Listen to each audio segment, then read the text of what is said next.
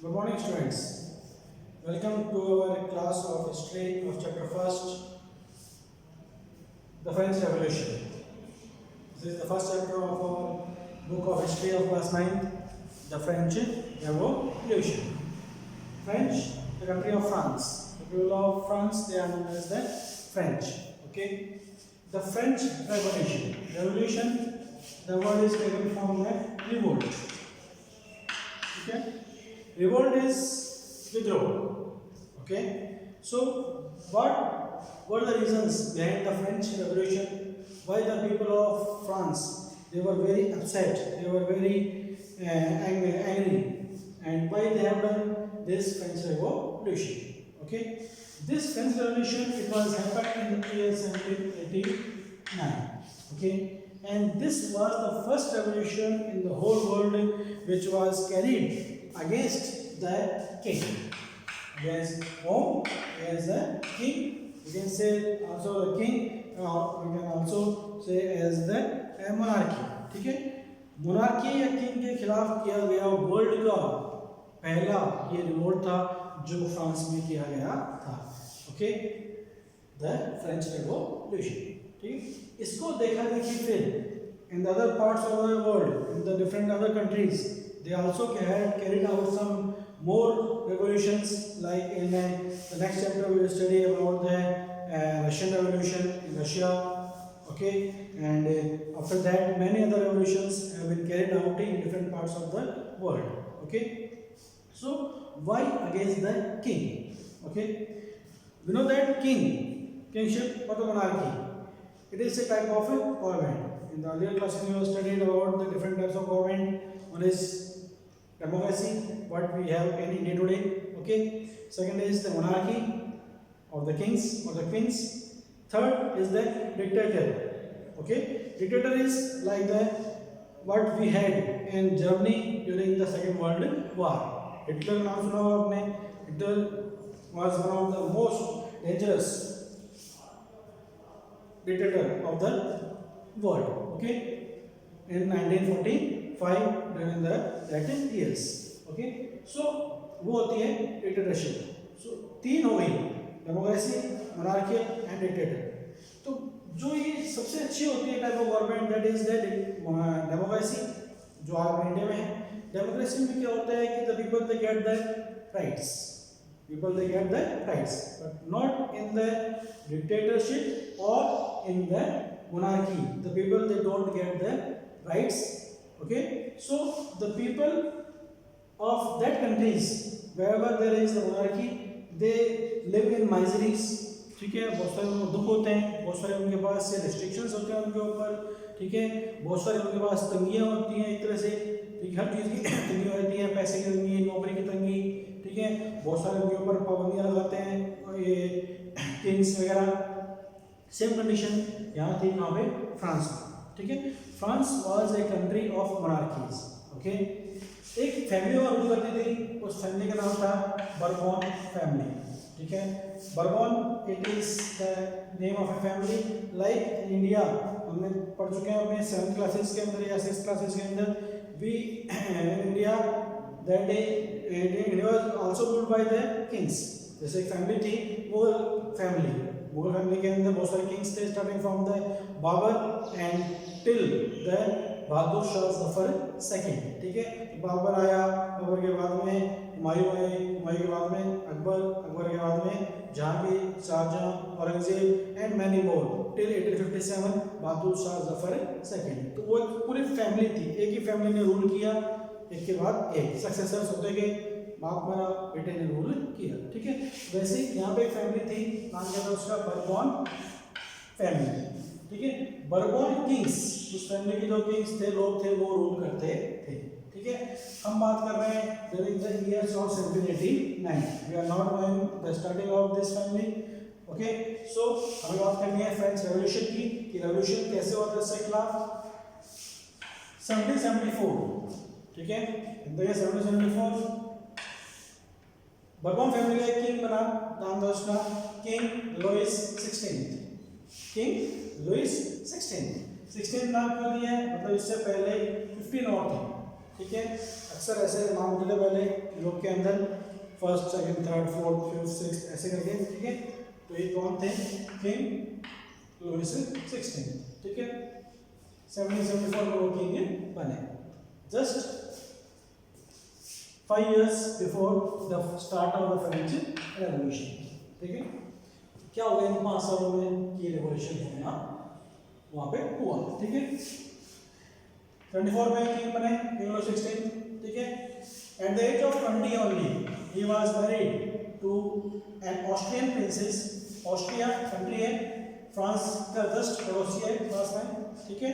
Austria, Austrian princess थी, नाम है उसका मैरी एंटोनेटी, ठीक है। उससे उसकी शादी हुई, इसकी king Louis 16 at the age of 20, ठीक है। जब वो किंग बना in 1774 मैंने असेंडेड द थ्रोन, जब राजगद्दी पे बैठा तो उसने देखा कि जो उसकी ट्रेजरी है, और ट्रेजरी खजाना, ठीक है, वो पूरा क्या हो गया? खाली हो चुका है, पैसे बहुत कम पैसे बचे। राजकोष, राजा का कोष, ठीक है, द ट्रेजरी, तो उसमें बहुत ही कम पैसा बचा है, ठीक है। अब पैसा कम बचा था, ट्रेजरी खाली थी, उसके पीछे बहुत सारे रीजंस थे। रीजन क्या थे? जैसे the kings of France, the French kings, they used to live in a grand palace known as the Versailles. क्या बोलते हैं उसको? Versailles, the palace of Versailles, ठीक है। उस पैलेस को मेंटेन करने के लिए बहुत सारा पैसा वो खर्च करते थे, ठीक है। नौकर चाकर है, मेंटेनेंस है, साफ सफाई है, सिक्योरिटी है, मैनी मोर थिंग्स, ठीक है। तो उसमें पैसा खर्च हो गया, plus helping 13 American colonies, America और चलते हैं थोड़ा सा दूसरे कंट्री के ऊपर। अमेरिका जो आज यूएसए है, United States of America, before 1776 वो यूएसए नहीं था। बिफोर 1776 वहाँ पे 13 अलग अलग क्या थे? कंट्रीज थी, जिनको 13 कॉलोनीज बोला गया, and all that were ruled by Britain. Britain, the country which ruled India also, ठीक है। ब्रिटेन फ्रांस का दुश्मन था, ठीक है। तो उन 13 अलग अलग जो कॉलोनीज थी ब्रिटेन की, उन कॉलोनीज को फ्रांस ने हेल्प करी थी to get freedom from the common enemy that is the Britain, ठीक है। तो हेल्प करी, अब हेल्प बिना पैसे की होगी नहीं, ठीक है। चाहे आर्मी भेजो, चाहे वेपन्स दो, कुछ भी करें, ठीक है। तो उनकी हेल्प करी, तो उस हेल्प में उनके बहुत सारे पैसे क्या हो गए? खर्च हो गए, ठीक है। तो ये भी रीजन था एम्प्टी ट्रेजरी के पीछे, ओके। जब उन्होंने हेल्प करी 13 अमेरिकन कॉलोनीज की, तो हेल्प की वजह से दे गॉट फ्रीडम इन 1776, ठीक है। जब 1776 में उनको फ्रीडम मिली, 13 अलग अलग कंट्रीज थे, उन 13 ने सोचा हम 13 अलग अलग हैं, अलग रहेंगे तो कभी भी कोई भी दूसरा आएगा हमें रूल कर लेगा, हमें कॉलोनी बना लेगा। So that's why they join together, they came together, unite हुए, and they formed the United States of America, जो आज है USA, United States of America, ठीक है। पहले उसमें अलग अलग 13 अलग अलग पार्ट्स थे, डिफरेंट कंट्रीज थे, अलग अलग सॉवरेन कंट्रीज थी, आज वो सब क्या हो गए? सेम हो गए, ठीक है। ये हो गया। फिर किंग्स ने, जो फ्रांसीसी किंग्स थे, उनके पास बहुत सारे लोन्स थे, उन लोन्स को पे करने के लिए भी उनका बहुत सारा पैसा खर्च हो जाया करता था, ठीक है। फिर टू मेंटेन द आर्मी, जो आर्मी है, ठीक है, पूरे देश को संभालना है, क्लियर हो गया, तो उसके लिए आर्मी चाहिए, तो आर्मी है उसको मेंटेन करना है, जो कोर्ट है, दरबार है, उसको मेंटेन करना है, ठीक है। गवर्नमेंट ऑफिसेज हैं, उसको मेंटेन करना है, यूनिवर्सिटीज़ हैं पूरे कंट्री के अंदर फ्रांस में, उसको मेंटेन करना है, पेमेंट देनी है, तो बहुत सारे खर्चे थे। तो उन सब खर्चों की वजह से बहुत सारा पैसा क्या हो रहा है? एक तरह से एक्सपेंड हो रहा, ठीक है। तो धीरे धीरे हमने देखा कि पैसा क्या हो रहा है? कम हो रहा है, ठीक है। अब जिन्होंने पहले इनको लोन दे रखे थे फ्रांस के किंग्स को, अब उन्होंने पहले जब वो 2% इंटरेस्ट लगा रहे थे, अब वो इंटरेस्ट कितना लगाने लगे? 10% इंटरेस्ट लगाने लगे, ठीक है। 10% इंटरेस्ट इंक्रीज कर दिया, जिन्होंने जो इनको पैसा उधार दे रहे थे, ठीक है, इंटरेस्ट इंक्रीज कर दिया, ठीक है। बहुत सारा जो पैसा था वो उसी इंटरेस्ट को चुकाने में इनका खर्च हो रहा था। जब इंटरेस्ट चुकाना ज़्यादा पैसा खर्च हो रहा है तो बाकी जो और खर्चे हैं वो कैसे पूरे किए जाएंगे। So in that situation the king Louis 16 he decided to increase the taxes। सबसे बड़ा एक पॉइंट है, याद रखना इसको। In that situation when he saw that the treasury was near to be empty, okay, that time he decided to increase the taxes। अब tax increase करेगा तो क्या होगा, he has to increase some of the prices of the essential commodities what the people are using in that country। और उसने फिर decide किया कि सबसे पहले bread is the staple food of the French people. सबसे ज्यादा लोग क्या खाते हैं, ब्रेड, आज भी खाते हैं, ठीक है। तो ब्रेड के प्राइस उसने इंक्रीज करने की सोची, इसके ब्रेड की, ठीक है। तो ब्रेड के प्राइस इंक्रीज करेंगे तो क्या पता थोड़ा बहुत टैक्स आएगा, तो उसकी जो ट्रेजरी वो धीरे धीरे क्या हो जाएगी, बढ़ जाए, ठीक है। अब इसी उसकी थिंकिंग की वजह से कि मैं ब्रेड के प्राइस इंक्रीज करूंगा, ठीक है, तो क्या हो जाएगा, मेरी जो ट्रेजरी है ज़्यादा इंक्रीज हो जाएगी, उसके अंदर पैसा आता रहेगा, ठीक है। तो अब हम देखते हैं थोड़ी सी उसकी सोसाइटी के बारे में, फ्रेंच सोसाइटी के बारे में, ठीक है। The French society was divided into 3 parts. French society को हमने 3 पार्ट्स में डिवाइड कर रखा है, ठीक है।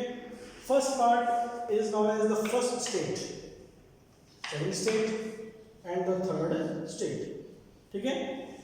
फर्स्ट स्टेट एक नाम लिखा हुआ है, सेकंड स्टेट है एक नाम, थर्ड स्टेट सबसे बड़ा है, ठीक है।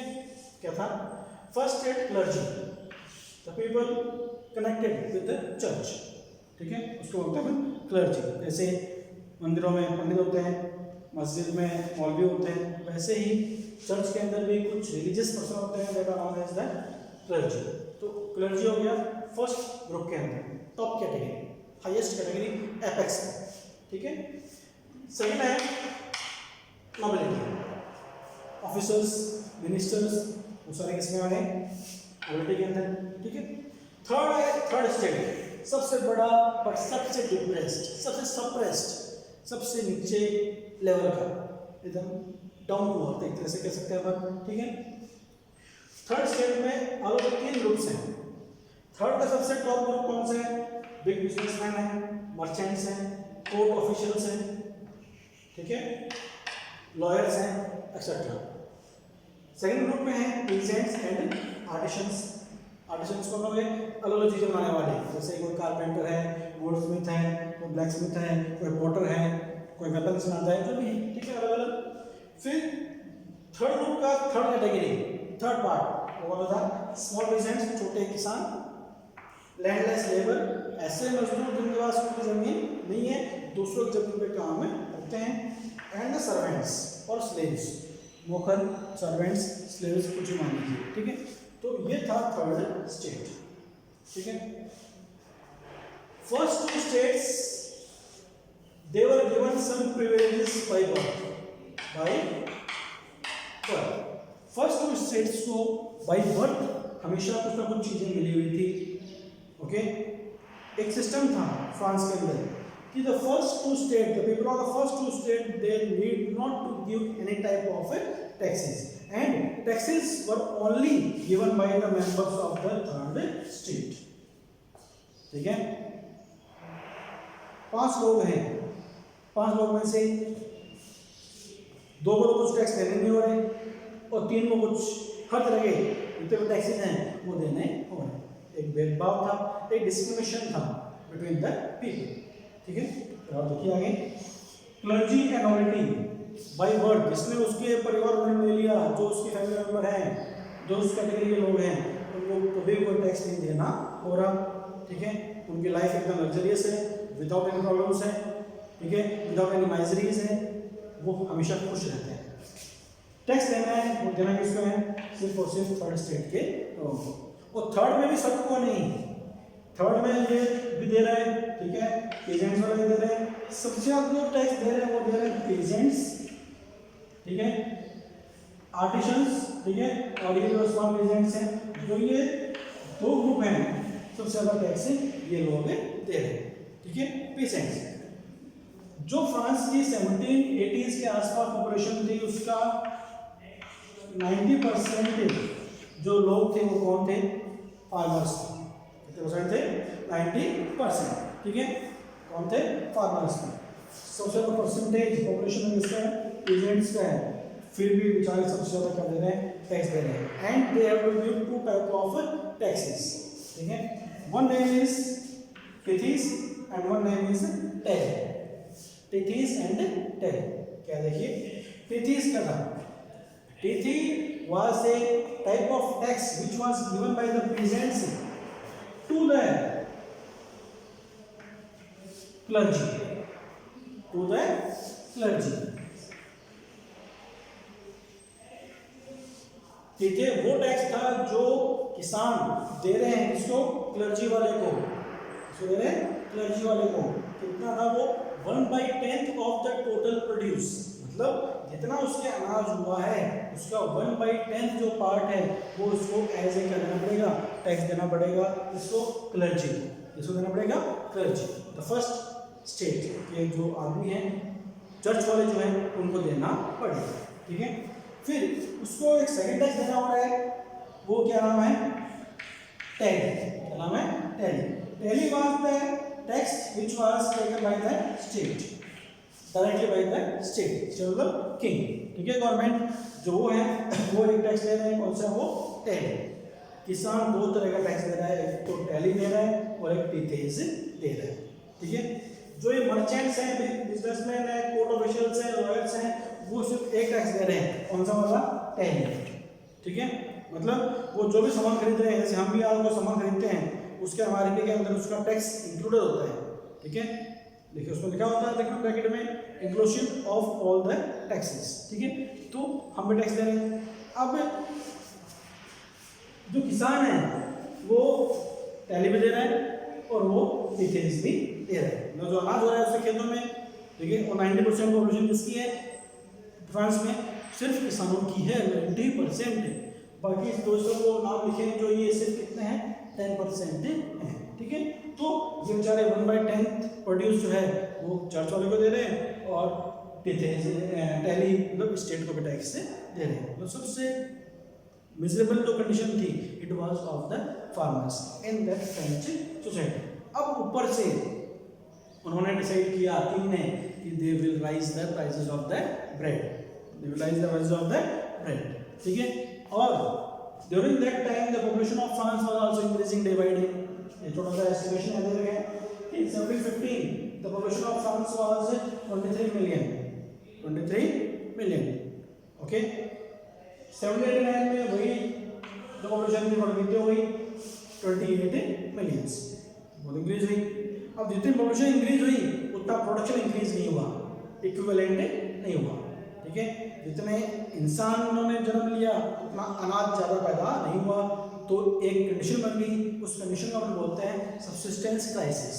सब्सिस्टेंस क्राइसिस, जीने के लिए, लाइवलीहुड के लिए लोगों को तरसना पड़ा, बहुत सारे प्रॉब्लम्स को फेस करना पड़ा। अब उस कंडीशन में क्या होगा, जब मुसीबतें आती हैं, पानी से सिपर चला जाता है, तो इंसान के पास में एक ही चारा बचता है, दैट इज द रेवोल्यूशन, ठीक है। तो पढ़ेंगे अपन स्टेप बाय स्टेप कि कैसे आगे फिर ये रेवोल्यूशन है हुआ था, ठीक है। तो this was the French society divided into 3 states, 3 groups, states equal two groups, ठीक है ना, clergy, nobility and the third state, first state, second state and the third state. First second state को कोई टैक्स नहीं देना हो रहा, third state tax दे रहे हैं। थर्ड में से सबसे ज्यादा कौन दे रहा है, दो तरह टैक्स पेजेंट दे रहे हैं, टेथेस एंड टैली, ठीक है। एक वर्ड और लिखा हुआ है livre. Livre was the currency of France. जैसे भारत में रुपया है, अमेरिका में डॉलर चलता है, इंग्लैंड में पाउंड स्टर्लिंग चलता है, ठीक है। वैसे ही यहाँ पे जो फ्रांस था उस समय वहाँ पे करेंसी चलती थी, दैट नेम वाज लिवरे। क्या नाम था, लिवरे। इट वाज डिसकंटिन्यूड आफ्टर 1794 के बाद में उसको डिसकंटिन्यू कर दिया था, ठीक है। 1794 मतलब after the start of the French revolution, तब तक वो लिबरेल थी, वहाँ पे उसको रख दिया गया, चेंज कर दिया गया, ठीक है। तो this was the condition of the French society. एक छोटा सा इंट्रोडक्शन अपने फर्स्ट चैप्टर का, ठीक है। So that's all for today. Will study the next topic how it was carried out by the people of the third state, ठीक है, how this French revolution was carried out in the next topic. Thank you very much.